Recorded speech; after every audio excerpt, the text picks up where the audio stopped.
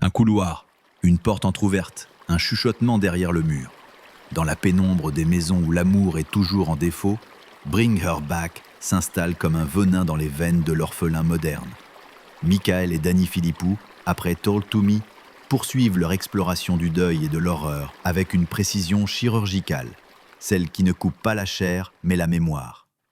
Le film suit Piper et Andy, deux enfants jetés dans une famille d'accueil plus qu'accueillante.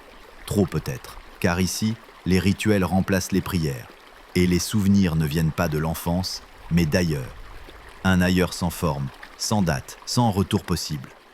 Ce n'est pas un film d'horreur, c'est un cauchemar codifié. Le décor domestique, typiquement australien, est bousculé par l'intrusion du folklore, par une mythologie bricolée, mais jamais grotesque. Les Philippou contaminent l'ordinaire avec l'occulte, comme on infecte une plaie mal refermée.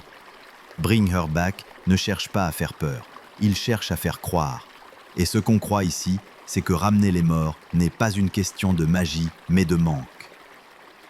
Sally Hawkins incarne Laura, la figure maternelle ambiguë, entre bienveillance et manipulation, nourrie par un amour transi qu'on devine vampirique.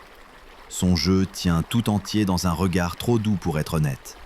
Sora Wong et Billy Barratt portent le noyau émotionnel du film, avec une maturité saisissante. Ils ne jouent pas des enfants en danger, ils sont le danger, ou plutôt le portail par lequel il entre. La réalisation est tendue comme une corde de pendu. Peu d'effets, mais une image souvent fixe, inconfortable, qui laisse le cadre respirer ou suffoquer.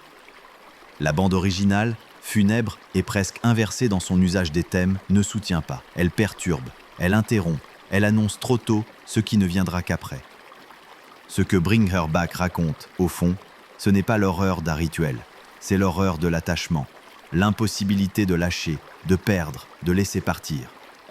Le film montre que le deuil, mal digéré, devient possession. Que vouloir ramener l'autre, c'est peut-être, toujours, vouloir s'effacer soi-même. Note de 12 sur 20. Le récit se consume lentement. Il n'y a pas de jumpscares outranciers, pas de fantômes criards, pas de finale apocalyptique. Juste une dernière scène, déchirante et muette, où l'on comprend que ce qui a été ouvert ne se refermera jamais.